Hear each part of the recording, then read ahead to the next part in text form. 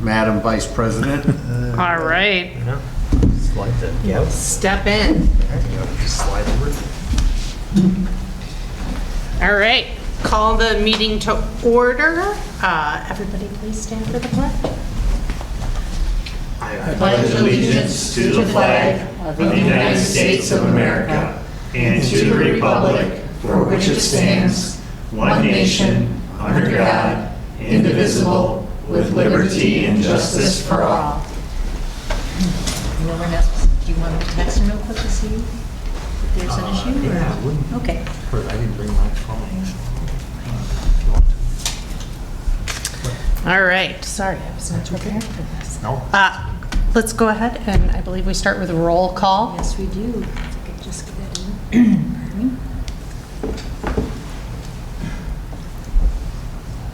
Okay, so budget needs, so I gotta pick the right one. Okay.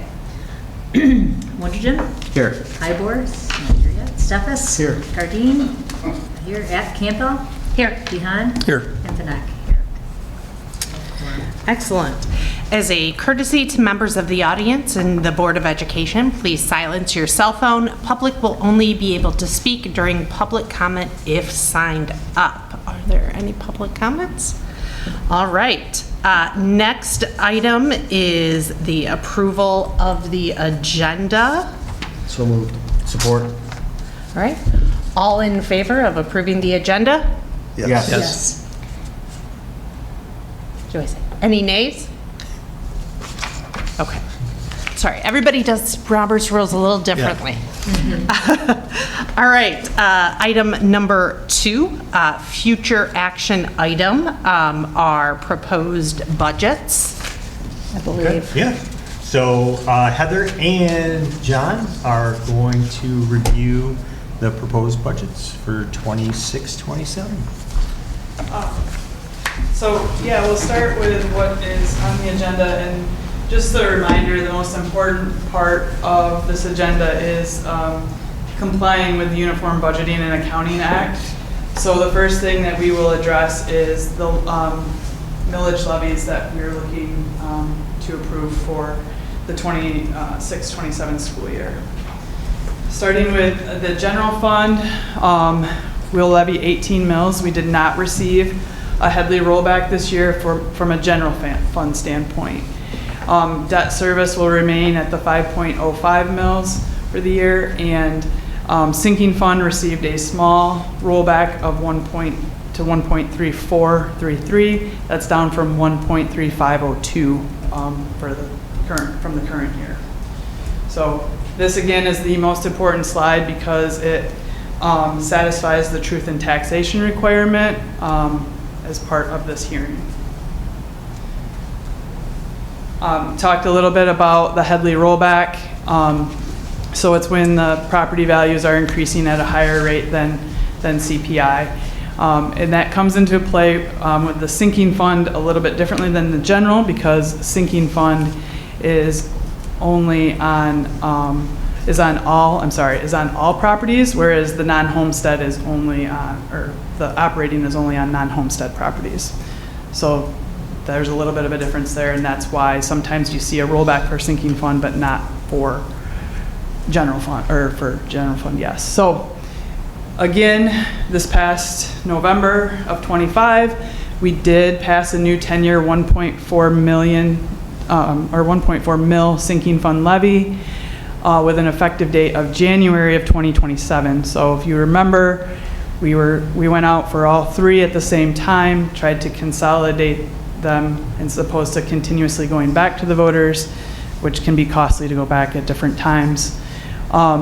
Because we received a rollback, when we are able to levy that, essentially what was approved in November, so not until January of 27, the most we'll be able to levy at this point will be 1.3929, because it bounces back to the 1.4, but the millage reduction that we received this year is now in play because we went back early. So. Any questions on that piece? It was a wise move to go back. And this is our debt service history. Not a whole lot of change there. Obviously, the 2020 2021 school year that was when voters approved that latest bond issue and approved an increase in our debt mill levy. Here's how we rank against Kent County. We're still number 4. We were number 4 last year. Not a whole lot of change in this, and that's primarily because you don't see a lot of taxable increase bond issues going. And we still are number 3 in Ottawa County as well. I would like to point out last year, Grand Haven, that is not a typo up there, but last year, Grand Haven's debt millage fell off. So anything they do will require a tax increase from their community to be passed. It's not an area where I feel is a good idea to dabble in, let's put it that way.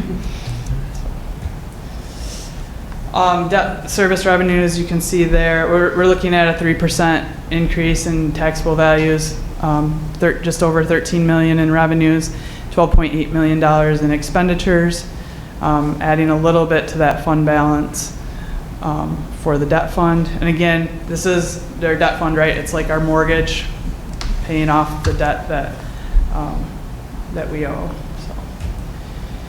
And so the general fund is where I want to spend most of our time tonight.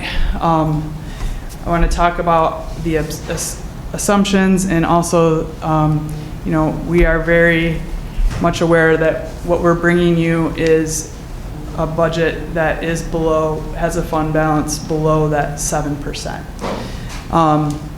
There are so many moving pieces right now, and it's not even just the legislative budget, but it's the stuff that we are seeing inside of our district.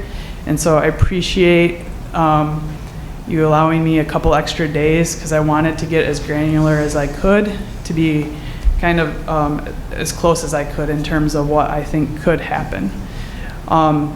Right now, all of these assumptions are based on the executive's recommendation. We know that they're going to start negotiating behind the scenes this week coming up. So we're looking at a foundation increase of $250 per pupil.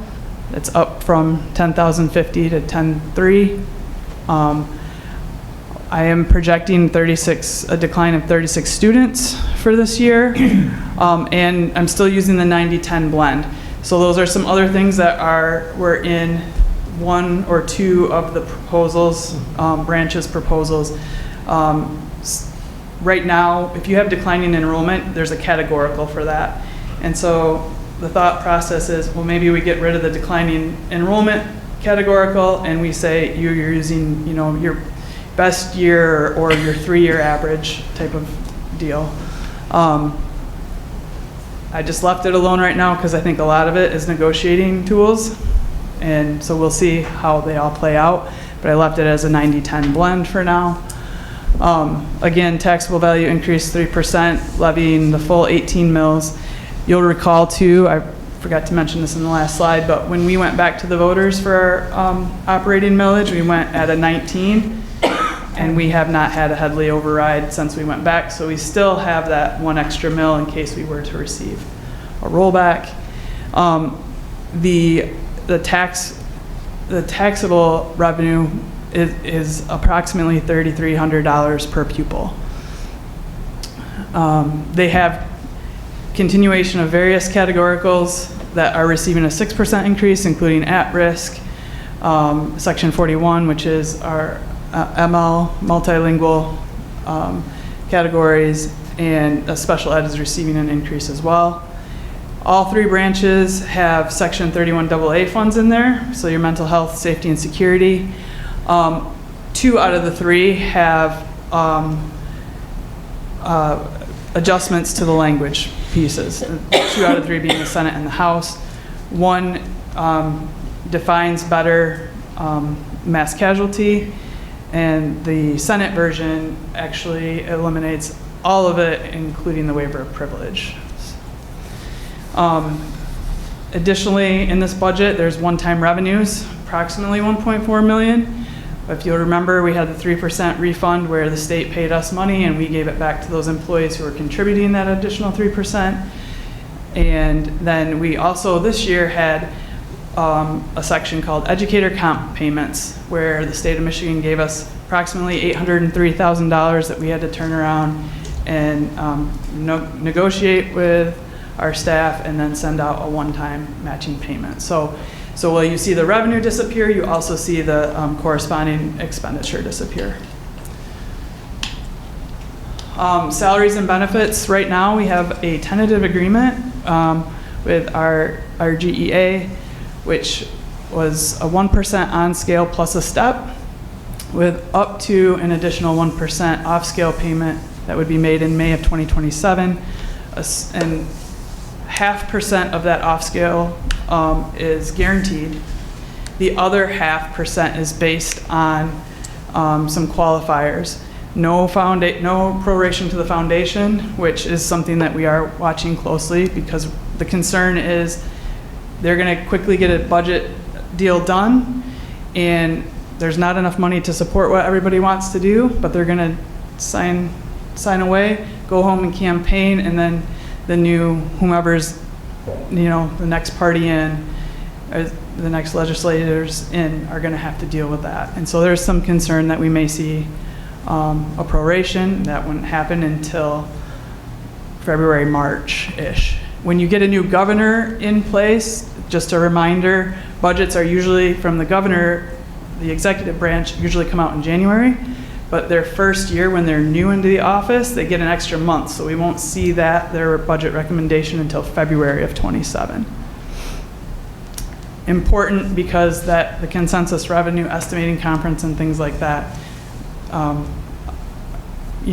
going to be that's going to be what we as districts are going to utilize as, hey, where do we think they're going to be? So those become even more important during that time.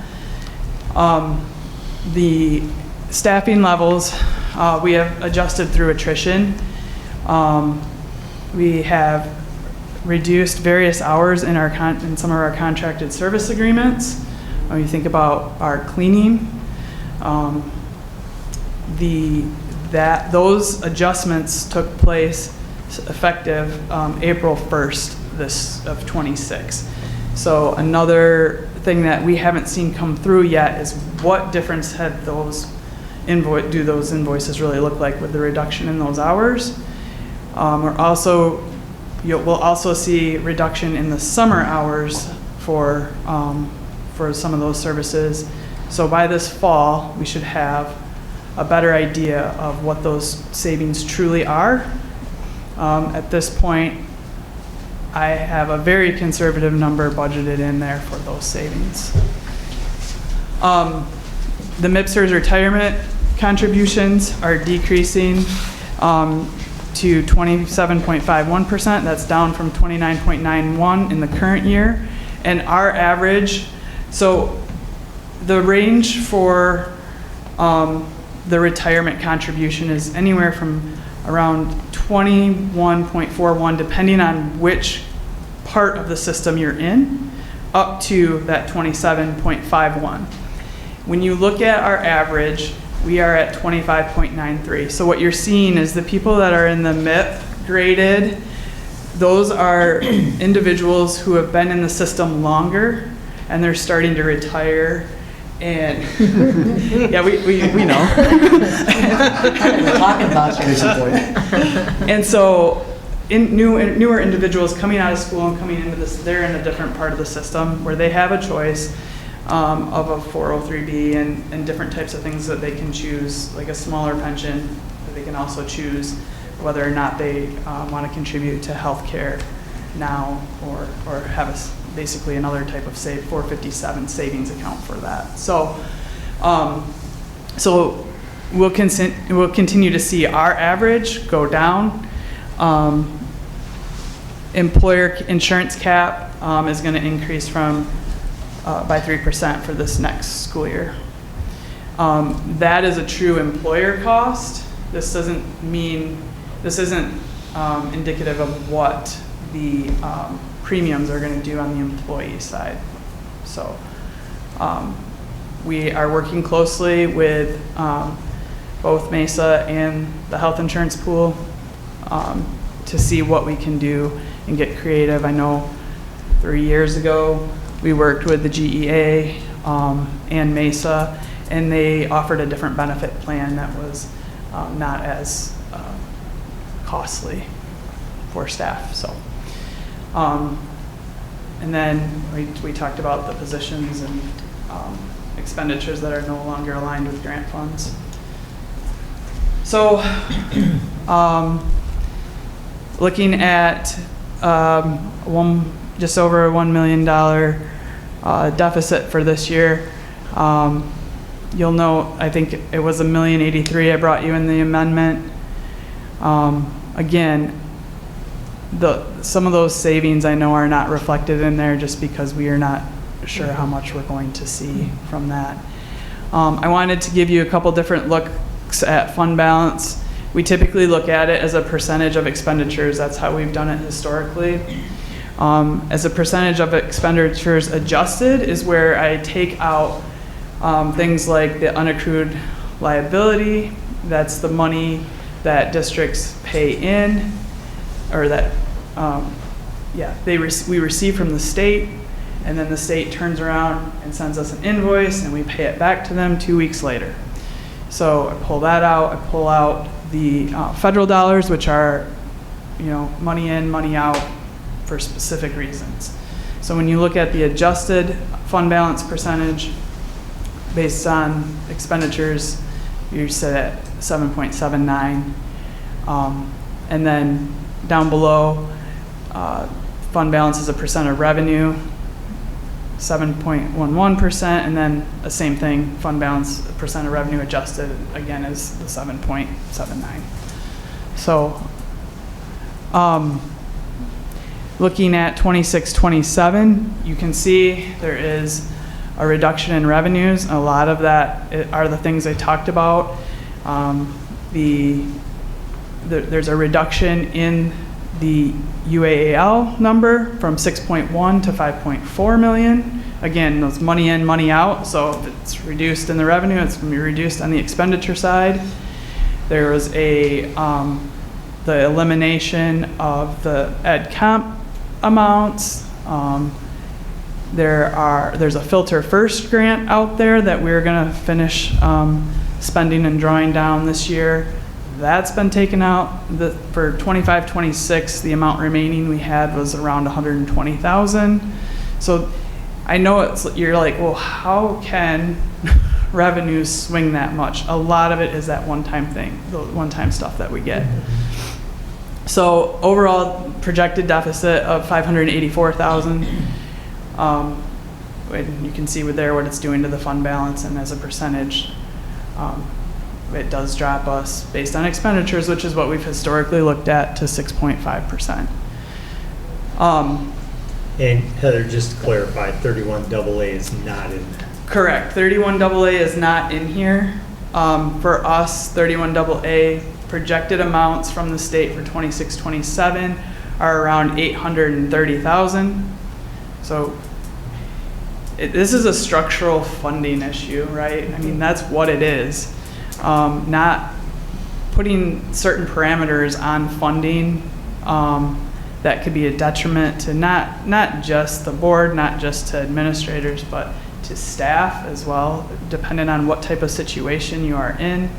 I feel like we made the right decision not taking that money based on what rights we would lose.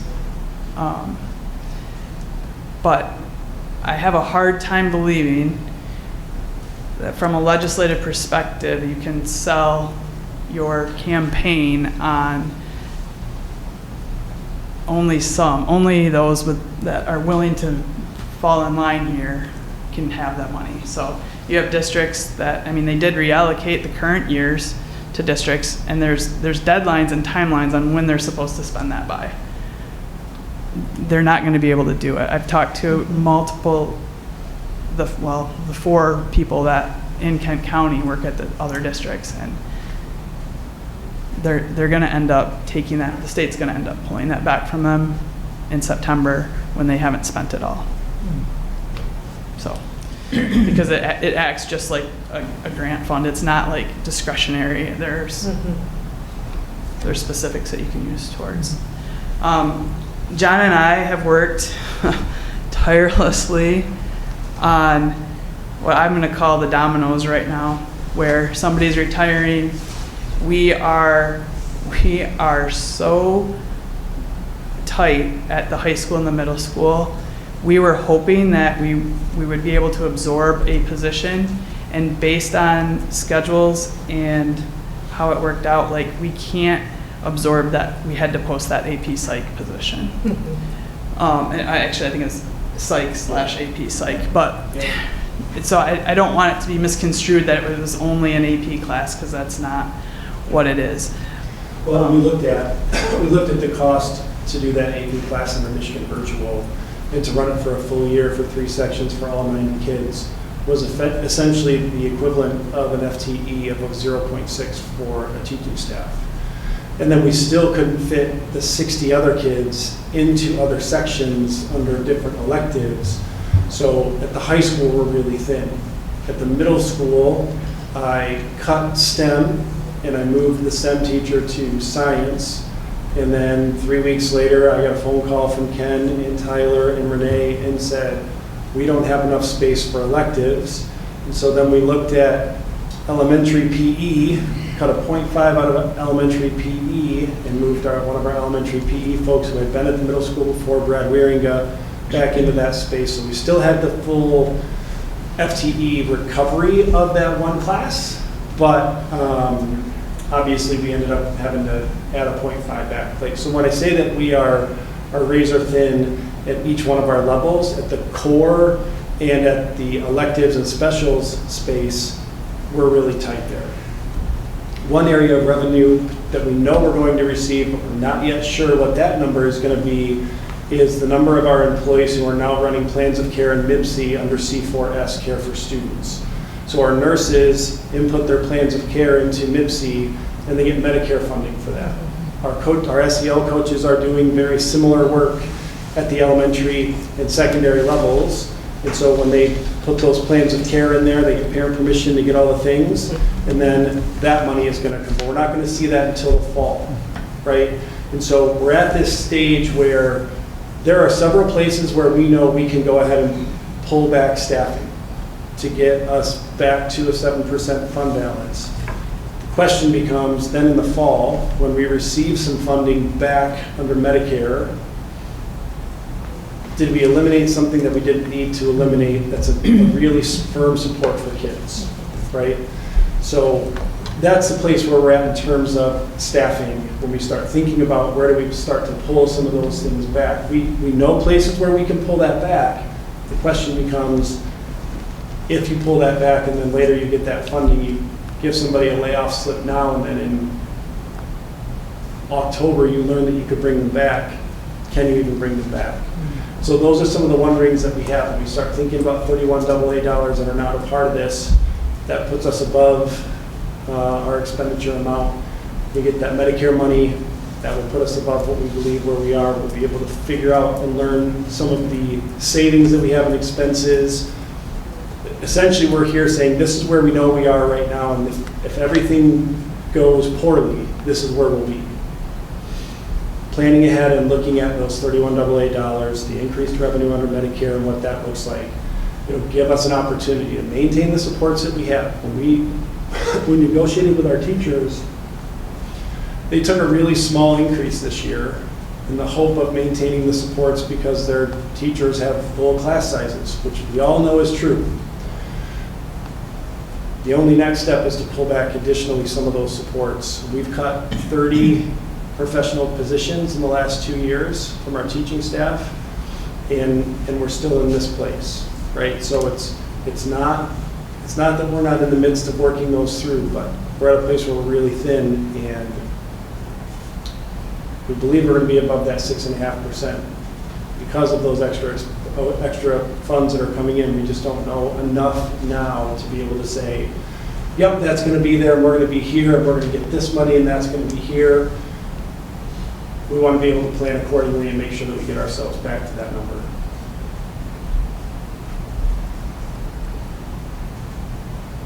And you never know if you're gonna have a fall surprise somewhere else that you're gonna have to address somehow. With- Sure. Yeah. The- In the enrollment number that we have with our teacher agreement, as well as our GESA agreement, is a number that's about 30 under our projected enrollment, right? So 13 under our projected enrollment. So even that, if we end up a little less than our projected enrollment, and we don't get a proration, there's still an additional dollar amount that's going to be there. But also gives us an opportunity between now and it's scheduled to be paid May 21 of 2027, gives us an opportunity to really dig in and figure out where do we pull those dollars between now and then. We get a better sense of where our revenue is.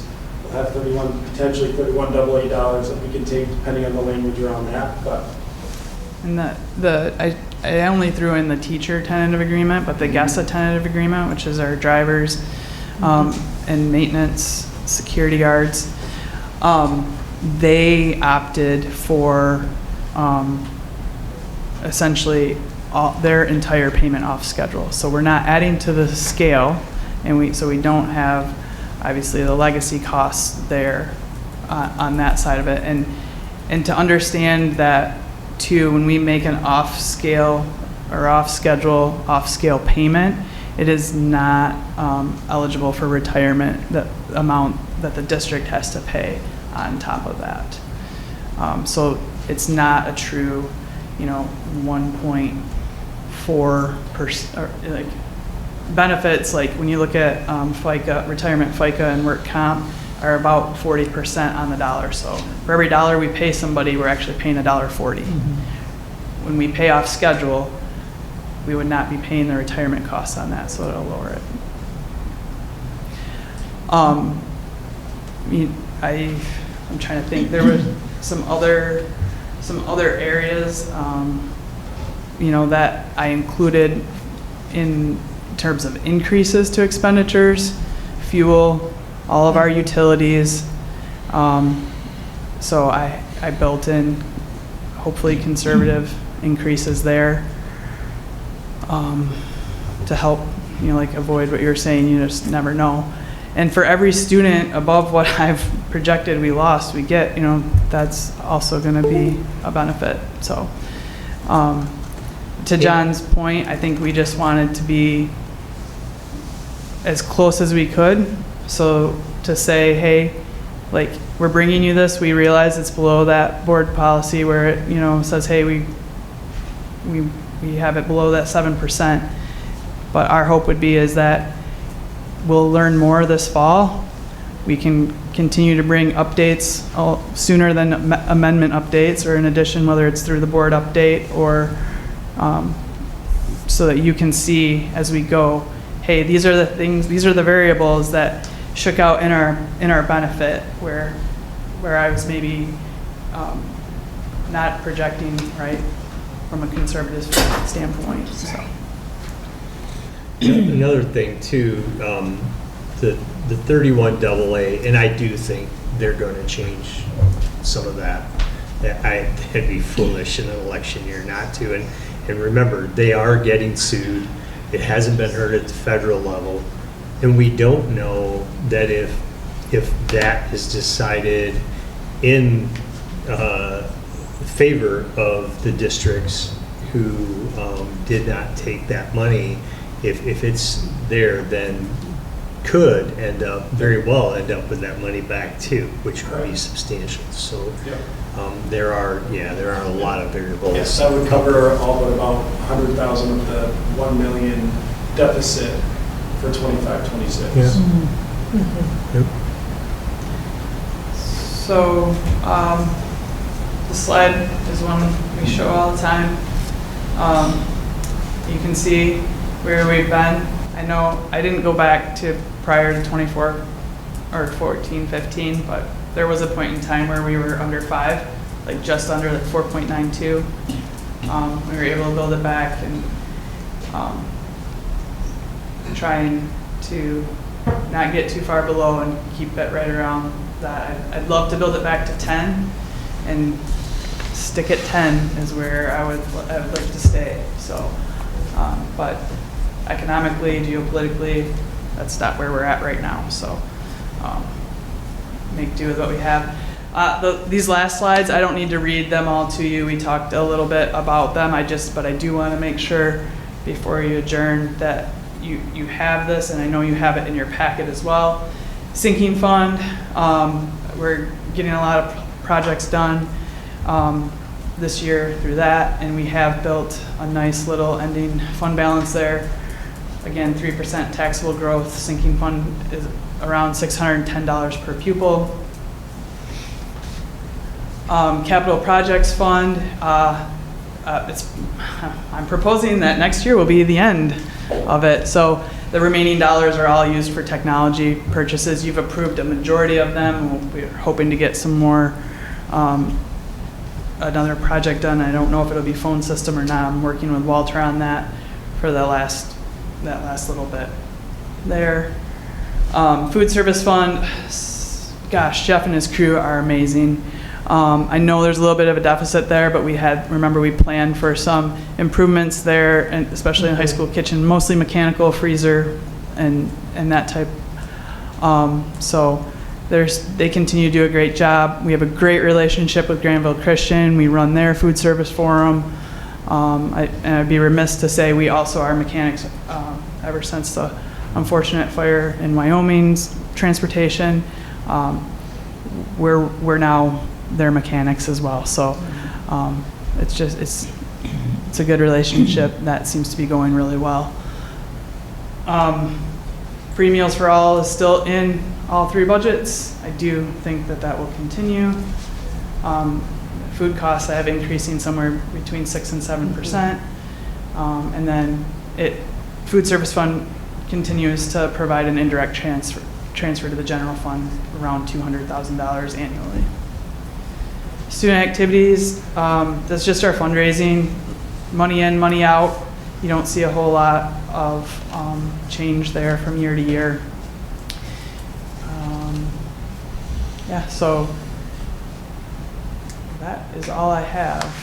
If you have any more questions, or if you, when we go into the regular workshop, have questions that you want to talk about the budget, we can continue to do so. I'll save my questions for the regular board meeting. Okay. All right. We don't have any action items for this, correct? Okay. All right. No public comment. The next workshop meeting will occur after the budget hearing adjourns on June 1st, 2026. It will start at 7:04. All right.